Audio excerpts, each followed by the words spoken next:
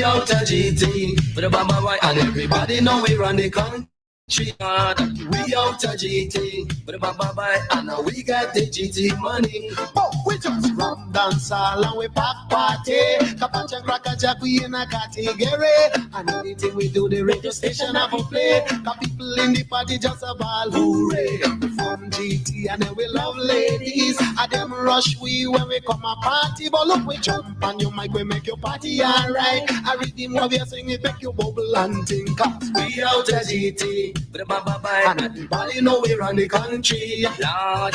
We out of GT, and now we get the GT money. I saw me bound to grow, me say, in a pleasant. Since I was a youth, I was a ram dance man. Bound to grow in a Victoria. In Granny say, boy, you better be a singer. Have a house, me say, in a pleasant. Watches have a house of Victoria back down. Have a mini bus of the city. Watches have a cold man, it my the country.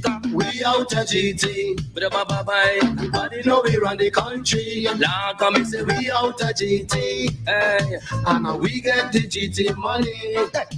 Some are DJ and some are singer, and when you check them out you find them a small timer. We are DJ and we are singer, and when they check we out them find we a big timer. Now the time has come and you must show them we know. So listen to we music and go dance by your toe. They couldn't touch we no matter how they try. So if them say they rank with me, I lie, them I lie. Come Mr. Patcha, rock this a one, Come Mr. Patcha, beg your rock and come on, Come Kaka Jack, sing this a one, After this a one, you do it one by one. We out of GT, and everybody know we run the country, Lord. We out of GT, and now we get the GT money. Come and say, born a grow, me say, in a pleasant. That was a youth, that was a ram dance man. Patches, born a grow in a Victoria. Everybody say, why you better be a singer. Rock have a house, me say, in a pleasant. Just have a house, adore you, and have a mini bus. You want to cover them out the country, cause we out of GT. And everybody know we run the country, Lord. We out of GT, and now we get the GT. Basement, level vibes, with another one, straight up, blackness aye. Who tell the truth? Mark Benskop, defend the ghetto youth. Mark Benskop, radio station is the fruit. Mark Benskop, straight up from the root. Mark Benskop.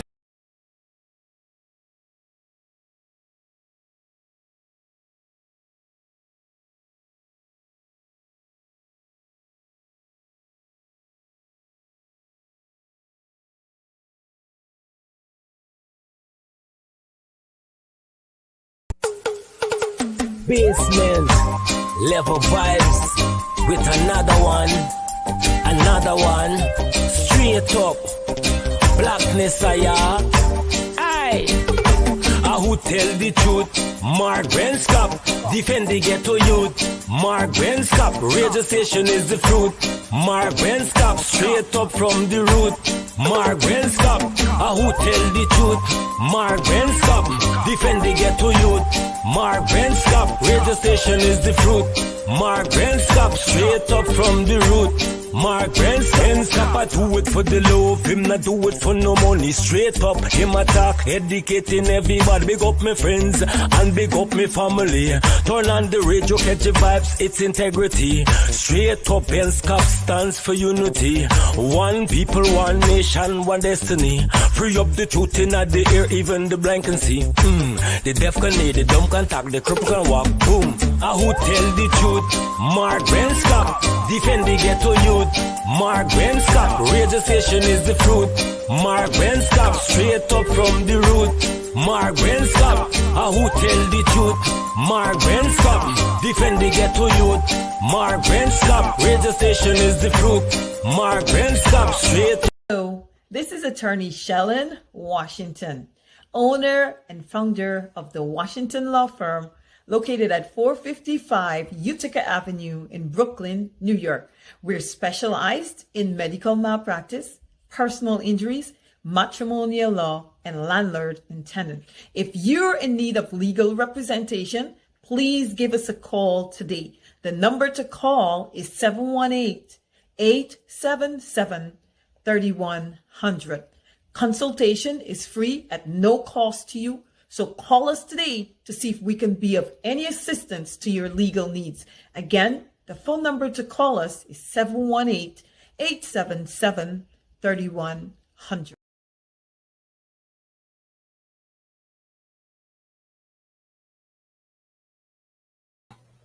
All right, so we begin this evening at 6 minutes after 9 o'clock. We're looking at these beautiful homes, right? Yeah. So for those of you who are not Guyanese, yeah, they are homes being built by the installed PPP regime. It's studio. It's a studio, maybe a kennel, whatever it is.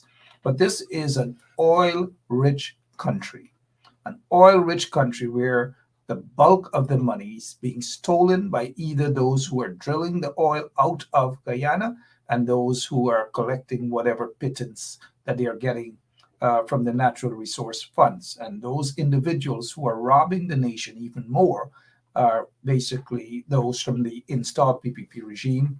Irfan Ali, the installed president, as you have noticed, every time he leaves the country, he leaves with a begging basket, a begging bowl, a begging bucket. And he goes around into these other countries. He strikes deals that are not in favor of the Guyanese people. He strikes deals with these high-level companies. They probably get kickbacks. I don't know. But that is exactly what's going on. And never, absolutely never have we heard of any proper deals for the Guyanese people. Well, let me take this back. They do get a couple of deals, right? And those deals that they get are a couple of scholarships to India, a couple of scholarships maybe to some private institution in Ireland or somewhere.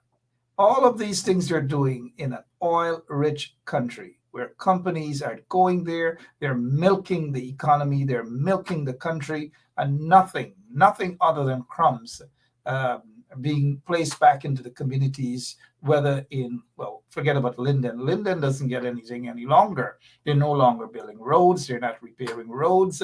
They're doing nothing for the people in Linden. Ituni, they turned their backs on Ituni already, and Kokwani. Nothing for those people. Don't even talk about the quarantine. All they do on the quarantine, which is Region 6, is corruption upon corruption upon corruption. Almost all the officials there, and I do mean it, almost all the officials there on the quarantine, Region 6, are corrupt. They're getting richer and richer. Mind you, they got into office when they were installed on August 2nd, 2020. Most of them had nothing. Most of them had slippers or yachting boots or whatever. But go and check where they live now. Some of them are putting big fences. They get guard huts. They even get guard hut right when they go use the toilet. They move from latrine pit. They're using now inside toilets, flush toilets. And these are the things that they're doing. They're stealing your monies. They have no worth. They have no value. They're unpatriotic. They're a bunch of criminals who are running the country right now, and you get nothing. You, meaning the ordinary people, whether you are in Blackbush Polar, wherever you are, it is of no value to you. Whether you're a PPP supporter, whether you voted for them, or whether they have kidnapped you and give you $10,000, or they placed you somewhere at Freedom House in New Amsterdam to clean chicken. And when I say to clean chicken, I want to say good evening to Barbara Pilgrim, because that's what they have people like those doing. No value for them. And so since we are in New Amsterdam, let me just basically say that since we are on the topic of New Amsterdam, that on Emancipation Day, they had different emancipation celebrations.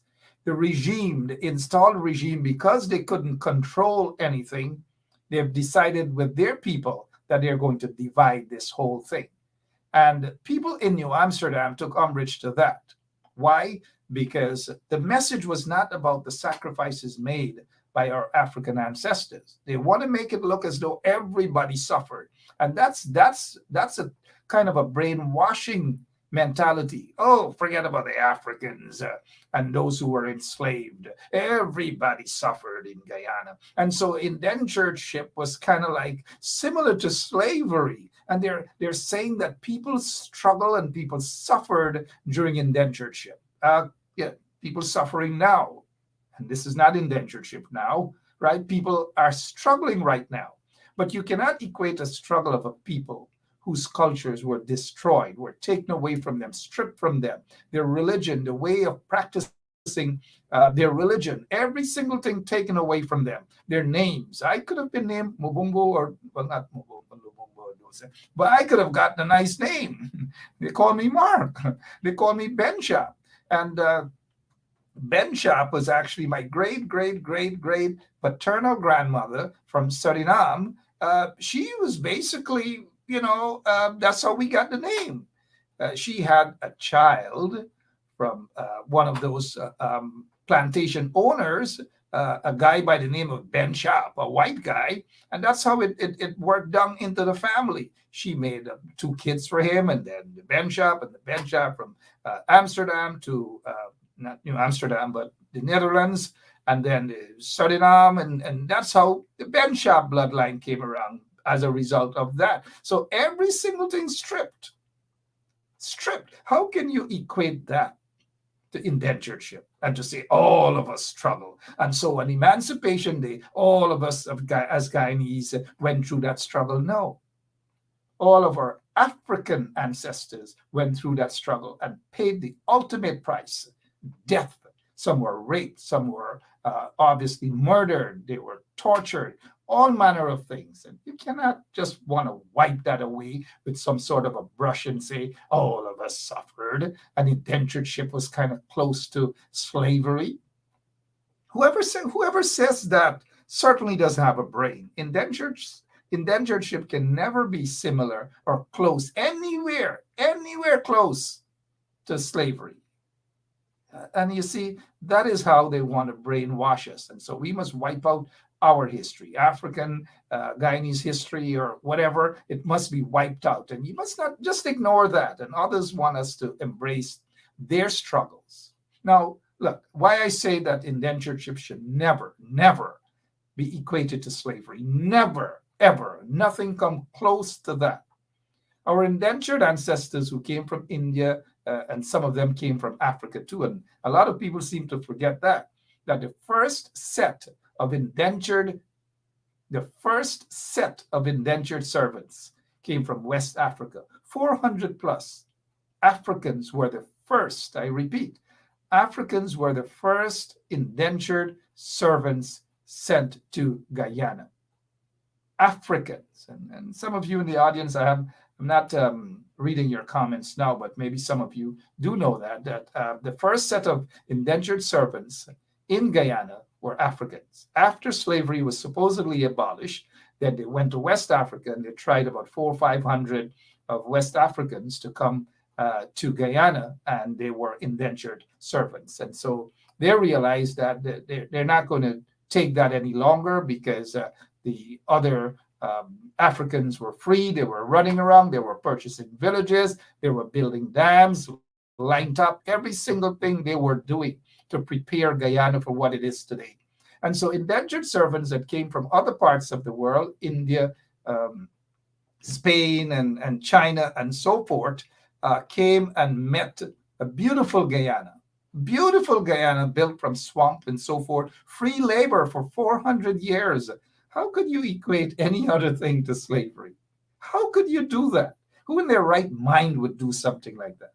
I've listened to some of the businessmen in Guyana who said, oh, we want to wish all Guyanese happy Emancipation Day. Yes, all Guyanese should embrace Emancipation Day, don't get me wrong. But what about a simple message talking about the struggles of the African people? For 400 years.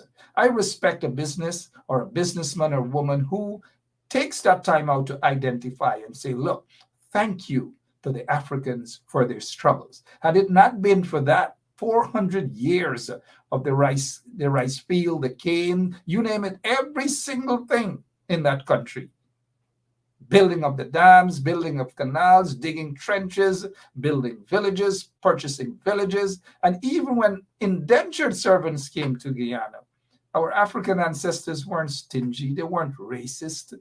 They invited people to squat, to live. Hey, take a piece of land, come on into our village. It's okay. How could you ignore that sacrifice, those sacrifices, those struggles? To simplify it and say all of us and indentured servants or indentureship was close to slavery because people live in logies and people live in this and they weren't treated properly. That's not true. While the treatment was not the best, don't get me wrong, the treatment was not the best. We know where those indentured servants came from. It's no secret, so let's not run away and say that it is disrespect. We know where those indentured servants came from, and Guyana was already like a bed of rose to almost all of them. But then our African brothers, our African ancestors welcomed every one of them, welcomed them, taught them the language, taught them to cut cane, invited them into the villages that were already purchased, and all manner of things. And then a lot of them also, got that relationship and started to get kids as well. So if you see somebody that doesn't look like me and probably look more like, let us say, let me see who's on here, Mahendra, or Pancham's family, right, Pancham? Good evening to you. Somewhere down the line, there's always a mixture of African blood because they all mingled together. They celebrated together. And so for people who like to disrespect persons of African descent, y'all gotta, somewhere down the line, there's a great-great-grandfather or grandmother who's actually part African. So don't run away with that. But I say all of this to say about the disrespect of Emancipation Day. And just to equate that to, let's say, our indentured ancestors came, they were allowed their language, they were allowed their culture, they were allowed their religion. They did every single thing they were allowed. The Africans weren't allowed. For 400 years, they weren't allowed that. And even when Massa did all of these things to them, they were told to turn this cheek, turn the other cheek. They were told to forgive Massa. They were told to, when they're not working on the plantations, they were told that they got to go to church service. And then when they go to church service on Sunday, they praise Massa, they forgive Massa. And Massa, good, ma, Massa send me to church. And Massa, good, Massa say forgive. All right, let's not go that route here this evening, but let me welcome you guys. Let me see what I'm going to check some of your comments here this evening. But before I do that, let me just thank Attorney at Law Shellon Washington. She did a great job last evening.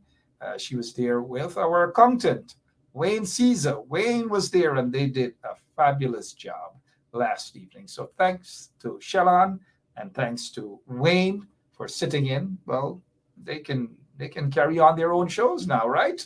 How many of you guys agree to that? That we give them usually I'm a tough grader, but I will give them out of a. Let me see what I'll give them. I'll give them a B plus.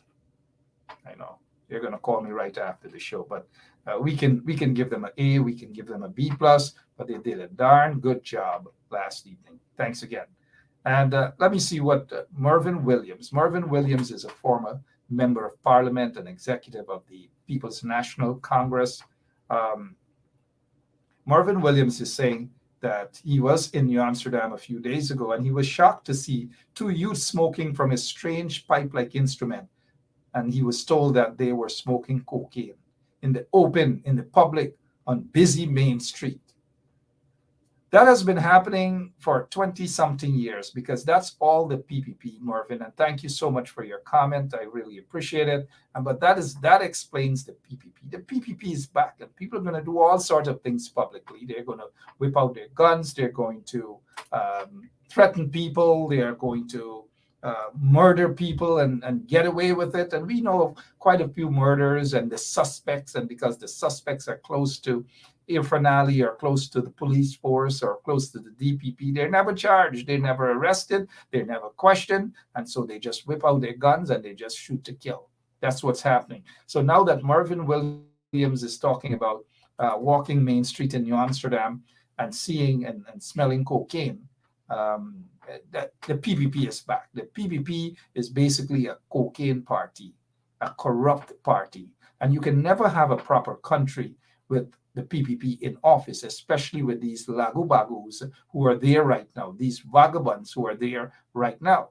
Now, what are you going to do, Williams, Marvin? You can't just, and under the PPP regime, we have seen that. You can't just walk up and snatch the pipes of these individuals, the smoking utensils, and say, that's it, lock them up. There's no rehabilitation centers across the country. And, I've been through the system quite a lot, and whether it's Brickdam, whether it's Belmont, or whatever, all of the, sorry about that.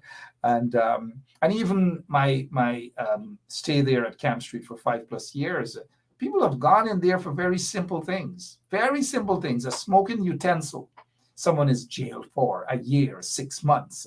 And so when you have a country that's supposed to be as rich as Guyana, with billions of dollars in oil, and you have people walking the streets and smoking cocaine, smoking marijuana, walking the streets and just smoking. Well, we see that in the US too, right? So that's nothing new.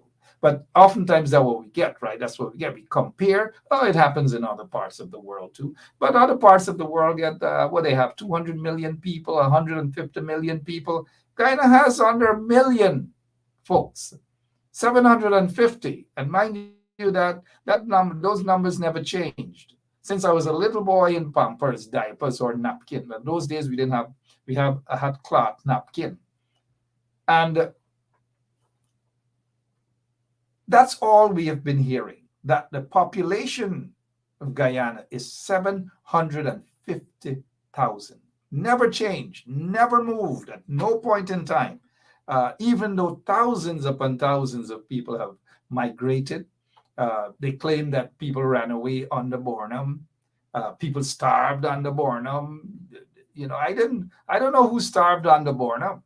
Under Bornum's government, the PNC, we had 3-4 square meals. We were fat. They used to call me double belly. Nobody starved. If you starved, it means that because you were lazy. Everyone had a kitchen garden. Huna plant, baigan, tomato, shallot, bora, okra, kalalu, you name it. Saijan ba, right? Every single thing. Everybody was a farmer. Even I was a little farmer, right? So if you starved under Bornum, it means that something was wrong with you mentally. Nobody starved under the PNC. No one. Okay, there were shortages. Yeah, people line up for little stuff. But even during the 23 years of the PPP, I saw people with my own eyes. I saw people lining up for good. I saw people lining up for Kerosene Isle on the East Coast and other parts. I saw people lining up for a little piece of house lot. So these are things. Don't be fooled. Do not be fooled, guys, that the PPP, when they complain about PNC and this and that, the PNC, they weren't perfect. He wasn't perfect, but he had a vision for all Guyanese, a vision for every single Guyanese. That is why they got Pagwa, thanks to Bornum and the PNC. They have Diwali, thanks to Bornum and the PNC. Thanks to other holidays, thanks to the other holidays, thanks to Bornum and the PNC. But yet when they create this image and they go around and they talk, because if you listen to some of the other folks who are not Guyanese and you tell them about Guyana, you're going to think that Guyana was such a bad country under the PNC that they were, that the PNC and Bornum, they were just targeting Indians and destroying. It was never the case. Never the case. They had brilliant minds on the Burnham as well. Shahabuddin, they had all of them. All of those guys were there, right there. I hope that guys who were there in the Burnham era will be able to counter these things, because the longer you guys sit down and allow the PPP to get away with their crap, but we used to starve on the Burnham, PNC starve, we take away, we flour. We used to eat flour too, dumpling, right? You name it. Everybody eats everything there. Everybody eat cocoa in Guyana. Is one set of people eat cocoa? One set of people drink dal? One set of people eat roti? And if you check roti, roti is the same kind of thing, looks almost identical to what Africans make too. Dal is no different, you know? So I don't know what's going on with this whole thing that roti belongs to just Indian and flour alone. Indians are the only ones that use flour. And that the point that I'm making is that that was the propaganda. And it continues to this day, the propaganda. Some of them go out in other countries and they file asylum and say that people are kicked down the door and rob them and all manner of things. But when you look at a lot of those kicked down the doors and supposed robberies and so forth, there was land, people fighting for land who not pay for kill out this body, kill out the body. There was once upon a time that a lot of those things were happening specifically on the corner. But nobody wants to talk about these things.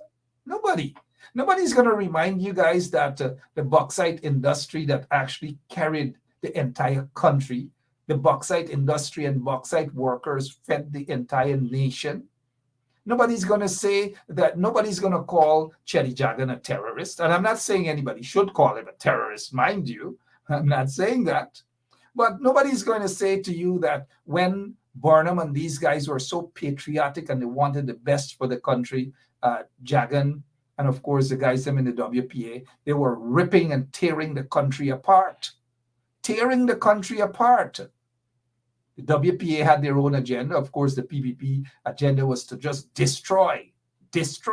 Burn cane fields, did every single thing you name it, to destroy the country, all because they couldn't get their way. And nobody's going to talk about these things. I don't know how I led to this area, right? You know, Massa told us the Spirit has led us into talking about this tonight, because there are other things that I wanted to talk about. But when we talk about the bauxite industry, I see a comment there, Ian Williams. It's given away to the Russians, right?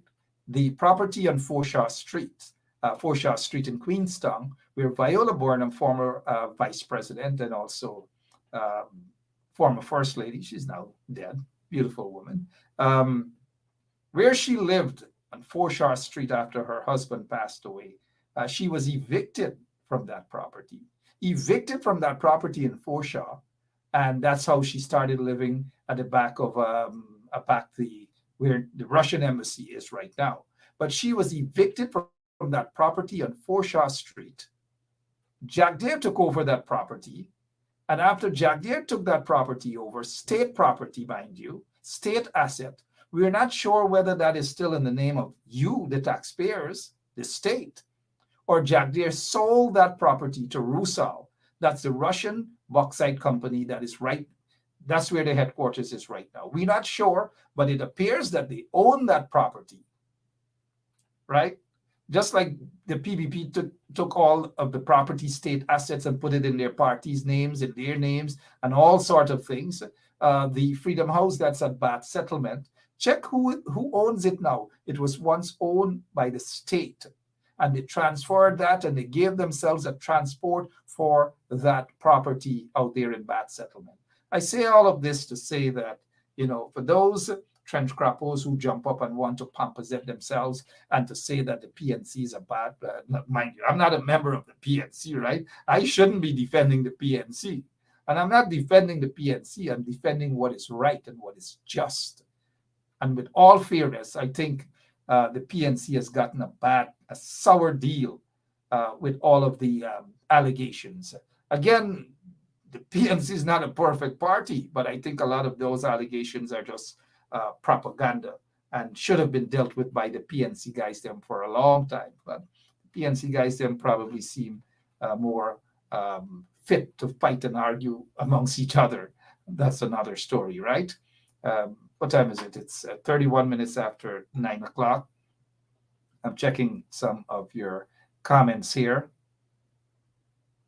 And as we continue on the path of what the PPP is doing to destroy Guyana, This morning I had a conversation with a young man, a relative of mine, and it concerned a piece of house lot. And right away, what came to my mind is how the PPP is deceiving Guyanese people, especially the ordinary person.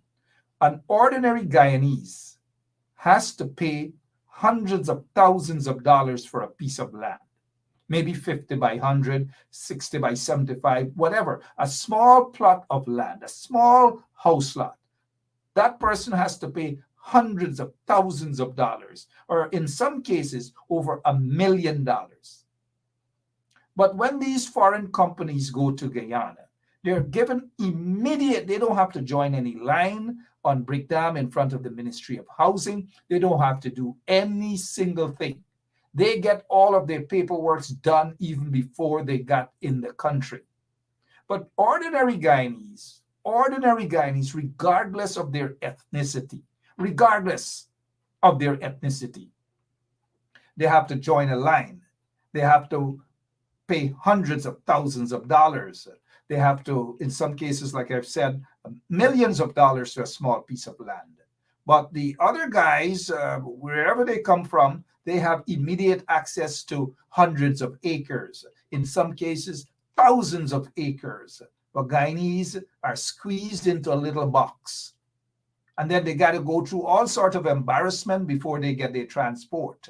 And then when they do get their transport, there's no proper infrastructure. There's no roads, there's no lights, there's nothing, no water. So they basically given a piece of land with just swamp and water area or whatever. Is that a caring government? I want to ask this question again. Is that a caring government? Who treats its citizens like that? Who? And then they come out now and they have all sorts of different names. They have houses for professionals. Who are these professionals? Are these professionals PPP folks? Are these professionals connected only to Freedom House? And what is your definition of a professional? Is a carpenter a professional? Is a block maker a professional? Is a taxi driver a professional? Or the professionals are basically those who work at Freedom House or who currently work at Office of the President. So anybody else is not a professional, right? Those guys who push the carts as entrepreneurs, plying their trades every single day, are they professionals? We need to know what are their descriptions in terms of who is a professional and who's not a professional, and who will get access to those quote-unquote professional houses, or who are the individuals. If they have 200 of those professional homes, we already know where it's going to. It's going to the family members of the PPP, family members of Irfan Ali, family members of Jack Deere, family members of the Minister of Housing and the junior minister, the senior minister, all their families, their friends, their close friends, and their concubines and their little boys. That is where those house lots are going to. The ordinary folks are not going to benefit. Whether they're PPP or not, they're not going to benefit from that. And God knows, PNC, as long as they know that you're connected to the PNC, you have nothing, absolutely nothing to get, nothing at all to get. And so the conversation was just about how is it that people are treated so unfairly. Again, it doesn't matter your ethnicity, because they have a lot of PPP supporters who are punishing. But because of their loyalty to the party, they're not going to come out and say anything. But quietly, they will tell you this, that man have a punish man. Man, this government not do good things. They not do good things. Only a handful of people are getting the contracts. A handful of people are getting richer and richer and richer overnight. You go to some community because they are connected. Someone is connected to some big wig in the PPP. That person got road contract for $100 million. That person has never built a road. That person can't read and write properly, and all manner of things. And that is how the country is running right now under the PPP. And when a country is run like that, do you expect betterment? Do you expect progress? Do you expect a bright future? The answer is no. Absolutely no. And the other thing is, the other thing, as I'm reading some of your comments, Richard Jones is right. PPP got to go. PPP, as in some parts of the world, they say PPP got to go. They have to go. But as Wayne Caesar would say, time is up. PPP, your time is up. Maybe you'll get some T-shirts, right, Wayne? PPP, time is up. I heard Shellon Washington with that last evening too. PPP, time is up. But the time is up, yes, because they don't mean good for Guyana. They have no proper plans, none whatsoever. And let's touch on the 50,000 jobs. 50,000 jobs. Could you believe it? J1 or G1 Bundari. Could you believe 50,000 jobs? If you guys can point me in the direction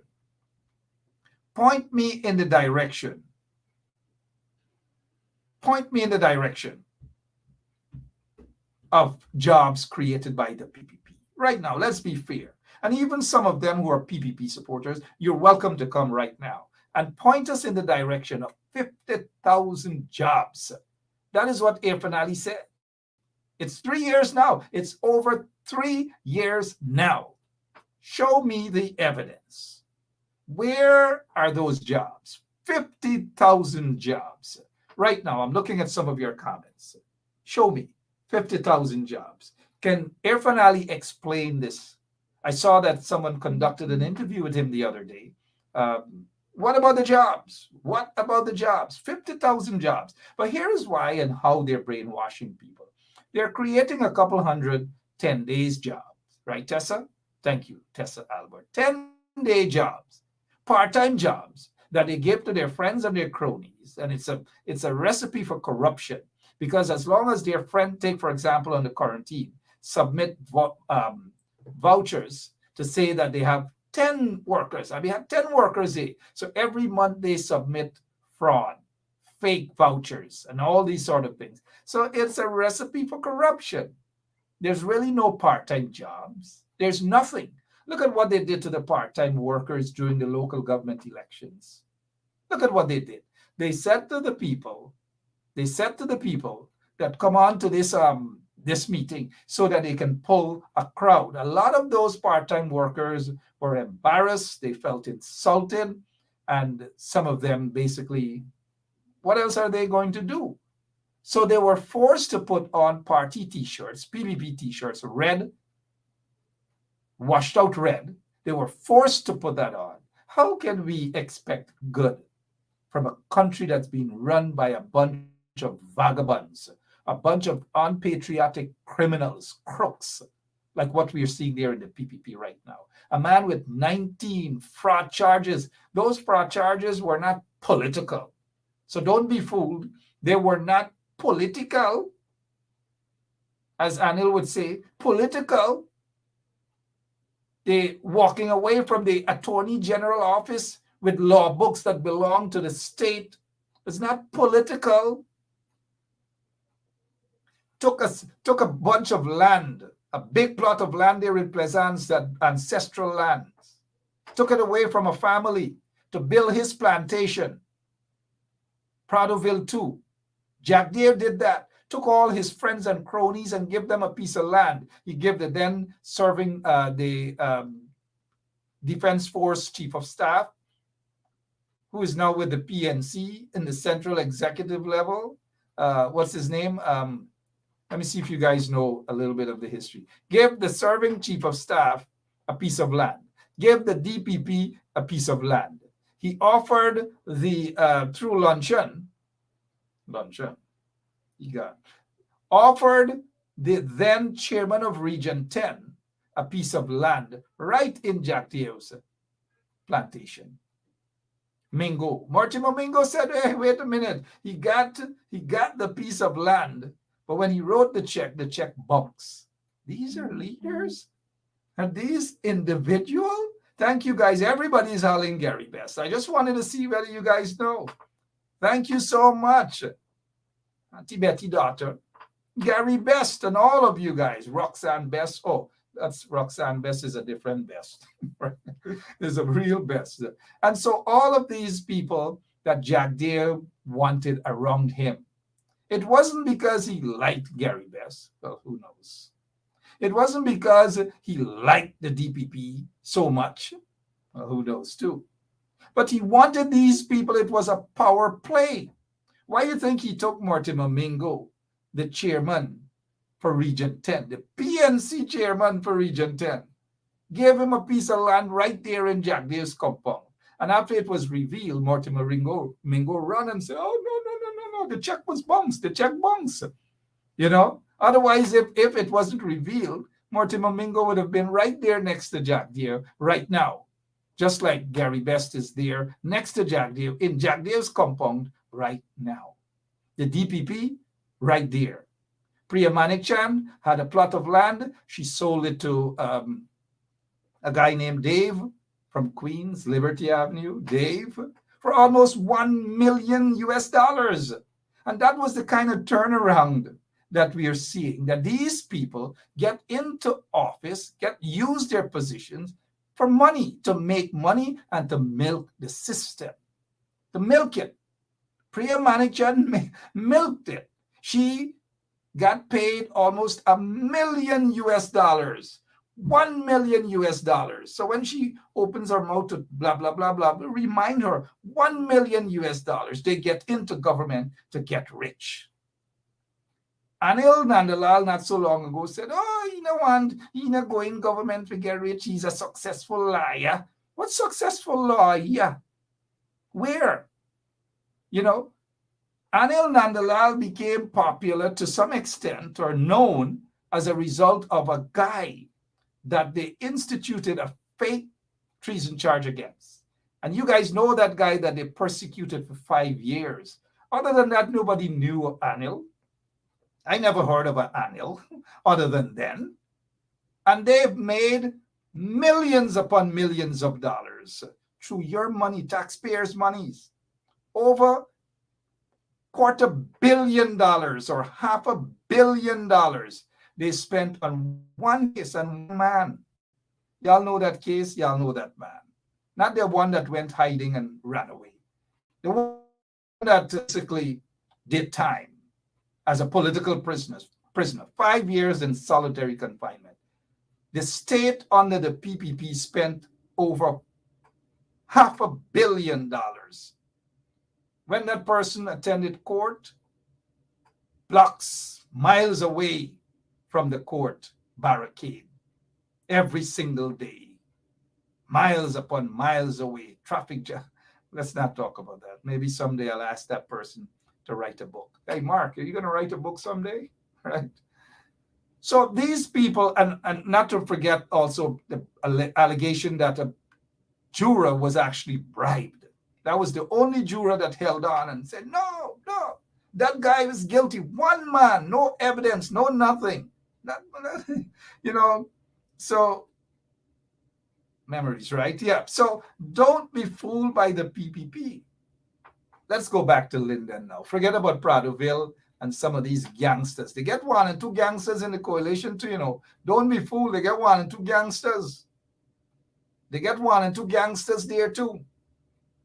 Some of them, another time, right? There's Ree Thomas and Bernadette James and Eon Winters and so forth, another time, right? But let's head back to Linden now. And why are we back at Linden? Are we back at Linden? Over 2 years, we heard of a contract given to some black guys, right? Who are PPP guys.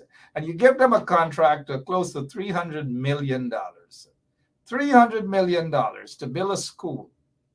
And to this day, not even a toilet, as we would say in Guyana, not even a toilet, not even a classroom was built. Nothing at all. We haven't heard anything. Where the money gone? $300 million. Where is that money? And then some of them, when you talk to them, they're like, yeah, we black brothers, and why y'all can't talk to the Indian guys, them, you get Mohammed get close to $1 billion to build, and Mohammed them, right? Those businessmen who likes to tell you guys that they are successful businessmen. They started. I wish I could push a horse cart or donkey cart and sell fish and blow a fish shell. Maybe that's how we get the name shell. Ooh. How many of you people from the tongue know that when you hear that shell coming, there is fisherman coming, pushing a donkey cart? Probably couldn't get a donkey, pushing a donkey cart, blowing a shell. Ooh. You got the name shell. But I wish I should have been doing that. I would have been a billionaire today. I would have been driving the most expensive cars, Lamborghini, you name it. And some of you, I wouldn't even talk to me, But the only time I would have been, giving out stuff and pretending that I like you guys and paying guys on social media to do stuff, was when I run into trouble, right? Because that's what we're seeing, that when these people are in trouble, that's when they rush out and they dish out money pretending that they love people and they're with the people. Give me a break. Oh, gosh, give me a break. Speaking of that, I need to take a quick break, right? I'm not going and do a David Patterson. I'm actually sitting right here still, and I'm just going to drink me some water. We'll be right back. This is attorney Shellen Washington, owner and founder of the Washington law firm located at 455 Utica Avenue in Brooklyn, New York. We're specialized in medical malpractice, personal injuries, matrimonial law, and landlord and tenant. If you're in need of legal representation, please give us a call today. The number to call is 718-877-3100. Consultation is free at no cost to you. So call us today to see if we can be of any assistance to your legal needs. Again, the phone number to call us is 718-877-3100. All right, Shellen Washington, attorney at law. Give our office a call, whatever your matter, medical malpractice, personal injuries, divorce, landlord and tenant. If your tenant give you, back talking and they want to move out, like if, for example, Carl Miller want to move out, we got to get Carl Miller out. Bundari want to move out, we got to get Bundari out. Michael Reed want to move out, and you're a tenant, call Shellen Washington. Call her office. And guys, if I mentioned your name, it's nothing personal, because I guess some people might very well be going through some sort of, Carl Miller, landlord probably looking for you for truth. But Carl, good evening. So give her a call, Shellen Washington's office. Hey, let me give you guys a quick rundown. We will have a live broadcast tomorrow from this barbershop, Wayne Caesar. We'll give you guys the time from this barbershop. And from this barbershop, we're going to hop over to Linda's restaurant and show you guys all of the foods that they got there. So your mouth will be running water tomorrow when we broadcast these things live for you. And we got another. Thanks, operator. There's an evening. Aubrey Norton, the leader of the opposition, is going to be up here. Let me see. There's a function though on. Sorry about that. There's a function on. Sorry about that. It's September 1st, I believe. Help me read, guys. Help me. I'm like Rohi. Yeah, September 1st. September 1st at Tropical Breeze in Brooklyn. Tropical Breeze Ballroom. All right, so hey, you got to pay the bills, right? Some of them are freebies, but that's okay. We can live with that. Now let's get back to the unpatriotic PPP regime. And I'm looking at some of your comments. The 50,000 jobs, nothing. It kind of reminds me of the 2011 elections campaign when the minority president, Donald Ramotar, was in Linden, and he promised the people in Linden that he was going to create 3,000 jobs for them. He boasted, he bragged about it, 3,000 jobs, and how much they're going to do for Linden, and how much they love Lindeners, and all these different things. And then there was no jobs. Instead of giving the people of Linden 3,000 jobs, he gave them 3 caskets. 3 Lindeners were murdered under the PPP regime by agents of the PPP regime. Dozens of individuals were injured by agents of the PPP regime. They went into Linden and they murdered those people. They brutalized those people in Linden, all because they stood up for their rights, and all because, of course, the ethnicity, the most part of Lindeners, and not all Lindeners belong to one ethnic group. Linden is basically a melting pot as well, but the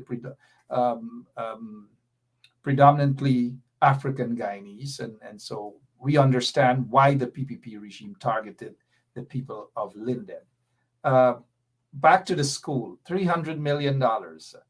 This company that is run by some PPP guys who basically hanging their mouth and drinking little soup and so forth, and they will kill you for the PPP. They will kill you for the PPP. So the PPP gave them $300 million to shut them up, and was basically that $300 million was bribe money to go around Linden and brainwash people. And the way that they started to brainwash people was using the simple term. The simple term they use. What the coalition do for you? 5 years of coalition been in there, what the coalition did for you?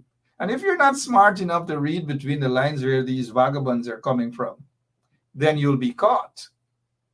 But people got a hold of their trickery and what they were about. Because in all fairness to the coalition, yes, more could have been done because they had 1 and 2 vagabonds in the coalition as well. They had 1 and 2 ministers who just didn't give a damn. If you ask me, they should not have been there. If I had my way, I would have fired them. But I didn't have my way because the coalition people were against me too. They didn't want to listen. And so when a few of us were talking, maybe some of y'all in the audience too used to cuss me out and say, Ben Sharp bitter, Ben Sharp upset, but Ben Sharp wanted the right thing. And others, people like Lincoln Lewis and so forth, they knocked Lincoln off all from the Chronicle, knocked Lincoln and Dr. David Hines and knocked them off, all because them guys were talking a different tune. And so they knocked them off. I never see people get knocked off so much yet under the coalition. David Hines and Lincoln Lewis get kicked out of Culture News. Then they got fired from the coalition. Wasn't easy, Some of them guys in the coalition weren't easy at all. Some of them were vicious. But the coalition, for the most part, meant well. Indeed, they meant well. It was far better than the 23 corrupt, murderous years of the PPPC regime.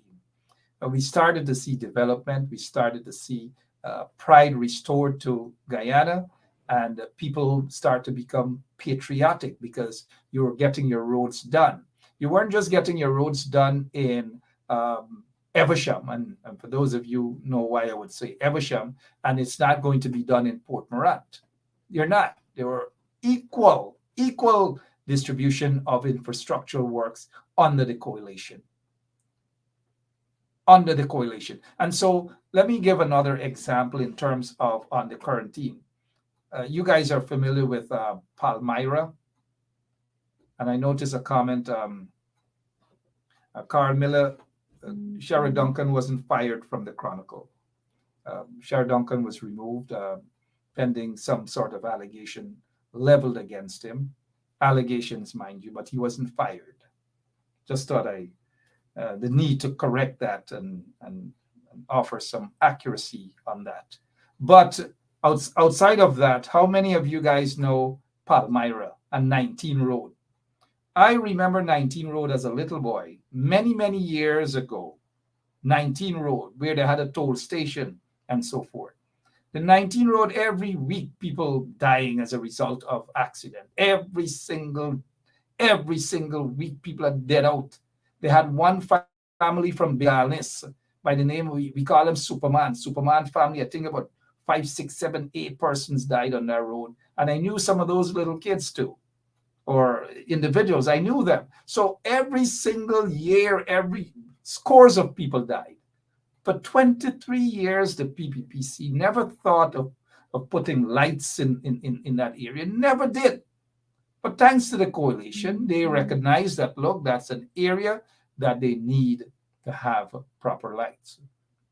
And that entire area, that entire stretch, when you guys are driving, and I'm talking specifically to those who love to cuss the coalition and the PNC, when you're driving along there and you're comfortable, because you don't hear of any accidents any longer, people are able to see cows and goats and sheep and alligator and Guyana and so forth, and big snakes crossing the road.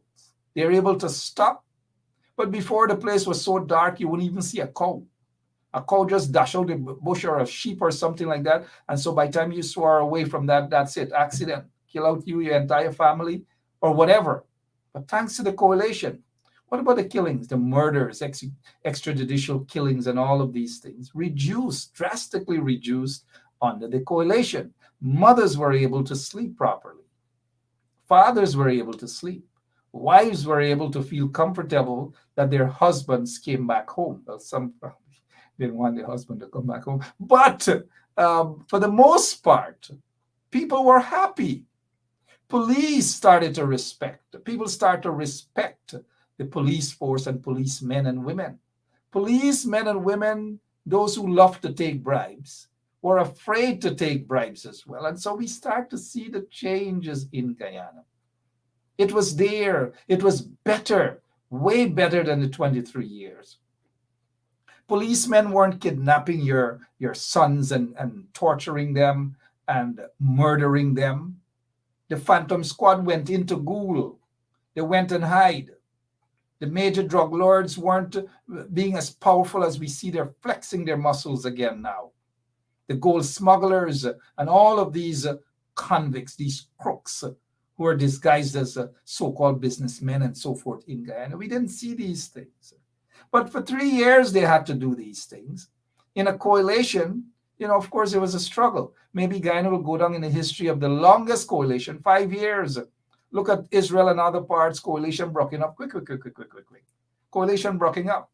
But for 5 years, and 2 of those 5 years, they had to fight the internal battle because they had snakes, they had Judas, they had corrupt individuals, they get sellouts like that guy Charandas. All of these things they had to fight. It wasn't an easy battle. It wasn't. And while they were more focused on fighting, they took away what they should have been doing for their constituency. They took away that. There were some, yes, who were out there. They were patriotic. They went out and they did their job. But some of them, every midday, they're inside, locked up in their office, praying and talking in tongues. And now I'm not knocking religion, right? Christianity. I'm not knocking it at all. But our elected officials shouldn't bring religion into, you go to church, yes, go to your church. Don't transform your office into a prayer session and everybody got to come and pray. And you get people outside sitting, waiting for an hour, 2 hours to see you. Some of you know who held prayer services, right? So back to the coalition. The coalition is far better than the PPP, far better. Look at Georgetown. Look at what happened to Georgetown. Georgetown was a mess under the PPP. They didn't care about Georgetown. They didn't care about Cemetery Road. They didn't care about anything. How many of you live on the Princess Street area, Pontrench Dam, and going back to Laying Avenue and so forth? How many of you live there? The same Laying Avenue, some of them were PPP. Yeah, PPP had y'all living in a mess, in garbage, filth from the cemetery. They didn't give a damn about you. And how many of you remember those days when you're driving through Cemetery Road and you had to roll your window up? If your car or your truck or whatever didn't have a window, well, can't eat your dinner. The smell was horrible. Well, I know about that because give some credit to Freddie Kisoon. He now jumped ship. He eating meat with the kings. He now drinking soup. He gone now writing for Chronicle. He there in bed with them now. He enjoying himself now. He must have said old age reach. So he got eat, right? But give him some credit. He and I were there. We shut the cemetery road down. We shut the cemetery. We said that's it. That place should not be called Mandela Dump Site. And we were locked up for that. They towed my vehicle away. They locked us up. Well, Freddie, the truth of the story, Freddie I went around to the community and I asked the men them. I saw some of them were playing dominoes. We begged them, come on out. You guys live here. We don't live there, but we are fighting for you. And so they didn't come out.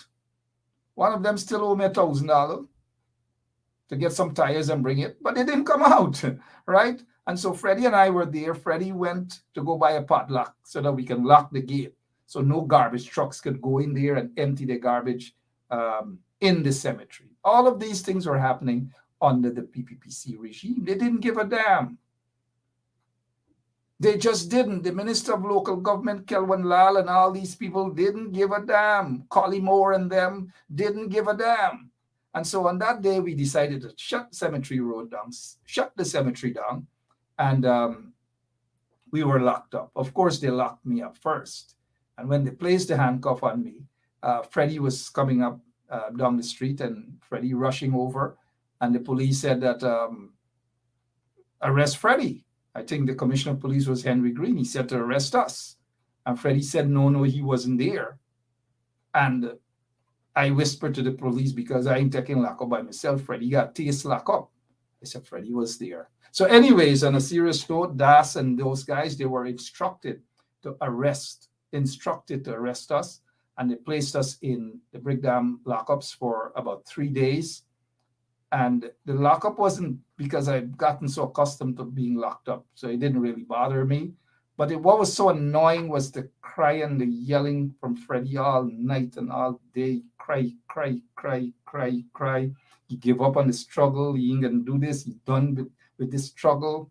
He cry. We went on a hunger strike. He started eat cheese roll from his pocket. He started eat pulori.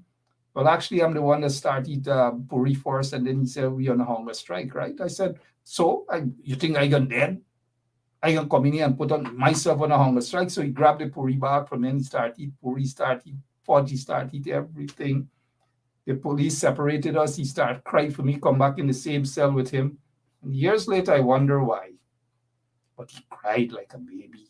That same Freddie Kisoon cried and cried and cried and cried and cried. I was never annoyed like that. Another time, 3 of us got locked up. Myself, Lincoln Lewis, Norris Witter. Those were soldiers, man. Lincoln and I preached all night, talk politics to the guys and let them know what was happening in the country. And Norris Witter, for 3 days, Norris Witter walked in there, just went on a piece of cardboard. And Norris Witter slept for 3 days and 3 nights. 3 days and 3 nights. But that was better than Freddie crying for 3 days and 3 nights. And it was all part of the struggle, of course. We put some smile on our faces and, a little bit of humor, but it wasn't easy under the PPP regime. It wasn't easy. And after all what Freddie went through under the PPP regime, look where he is, in the bosom, writing for Chronicle, a set of crap, trying to be relevant. All right, so what else? It's 4 minutes after 10 o'clock. It's Friday. There's really not much to do. Maybe I'll just head out and drink some cry juice. Don't cry, baby Freddie. Cry like a little baby. I think he was tempted to hold on to, not me. You don't hold on to me at all in the lockups or in jail. Not me. But to Jack Dale and Irfan and them, hold on to them. Not me. All right, what else we can talk about quickly before I go? I'm looking at some of your comments. It's Friday. What else you guys want me to talk about before I go and find something to do on this Friday evening? If you're having a party and you want me to drop by, just let me know. I'd probably drop by and eat some chicken curry or eat 2-piece fried fish. And then there was there was an incident out in BV, but we will deal with that some other time. Then there was another accident somewhere on the East Bank that Commander Mahindra Singh, or is that his name? He was injured along with another cop. Mahindra, that commander, you guys remember, he called those protesters at Hillfoot thugs and all sort of things he called them, or hooligans or whatever. Life, eh? Life. All right. So, hey, guess what? I just want to thank you guys so much for this evening. And thank Shalon Washington and Wayne Caesar for a great show yesterday. You guys will be seeing more of Shalon and Wayne right here on 107.1 FM. We're not going to run away from having them as often as possible, so they will become regular host or co-host for me right here on 107.1 FM. And for all of you guys, let's see here what Carl Miller doesn't want me to go. He said, Mark, I heard a migrant returned to Guyana to live and was robbed and murdered. Is it true? I don't know. Sorry about that. I know that there's a lady from the U.S. visiting, and she got robbed in New Amsterdam. And I haven't heard of any other incident at all. But I want to thank you guys so much. I want to thank Auntie Betty Daughter for watching and her sidekick. Thank all of you for watching. And we really appreciate you guys here. We appreciate what you do. We appreciate you sharing the link. Just to have you guys know that on Sunday around 1 o'clock, we will be live in a village called Kingley, the anniversary out there. Lots of things happening right here on 107.1 FM over the weekend. Tomorrow around midday after lunch, we'll be live in Brooklyn at Linda's Restaurant, and we'll be at the barbershop owned by Guyanese, Clive Fraser, right there, Brooklyn.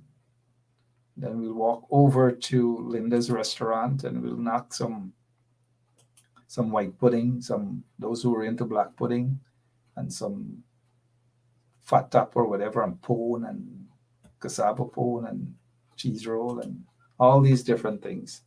And if we have time, we'll probably pass by Shalon's office, but Shalon wouldn't be there. Nobody would be there. But we'll just show you guys that we're in front of Shalon's office. And we will be in Brooklyn to take over Brooklyn and to show you guys that we are actually the ones who run Brooklyn. Sorry about that, right? See you guys tomorrow. Thank you all. Keith Beresford and others. Thank you all so much for watching. But I've got to go. God bless you. Have a great rest of the night and be safe. Whatever you do, do it right. So long.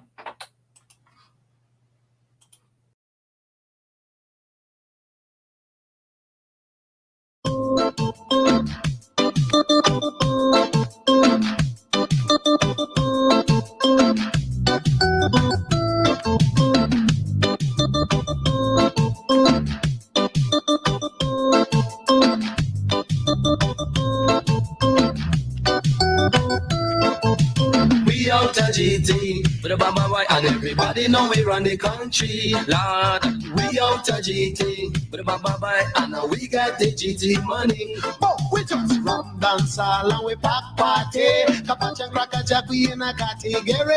And anything we do, the radio station have a play. Cause people in the party just a ball hooray. From GT and then we love ladies. And them rush we when we come a party. But look, we jump on your mic, we make your party alright. I read them what we are singing, make you bubble and think. Cause we out of GT with a bamba boy, and everybody know we run the country. Lord, we out of GT with a bamba boy, and now we get the GT money. I saw me bound to grow, me say, in a pleasant. Since I was a youth, I was a ram dance man. Bound to grow in a Victoria. In Granny say, boy, you better be a singer. Have a house, me say, in a place. Answer watches of a house of Victoria back dam. Never have a minibus I walk the city. Watches of a cold one it walk the country. We out of GT, but bye bye. Everybody know we run the country. Now come and say we out of GT, hey. And we get the GT money. Some are DJ and some are singer. And when you check them out, you find them a small timer. We are DJ and we are singer. And when they check we out, them find we a big timer. Now the time has come and you must show them they know. So listen to we music and go dance by your toe. They couldn't touch me no matter how they try. So if them say they rank with me, I lie, them a lie. Come Mr. Pacha, rock this I want, Come Mr. Pacha, beg your rock and come on, Come Kaka Jack, sing this ya one. After this ya one, you do it one by one. We out of GT, but And everybody know we run the country. Lord, we out of GT, but and we get the GT money.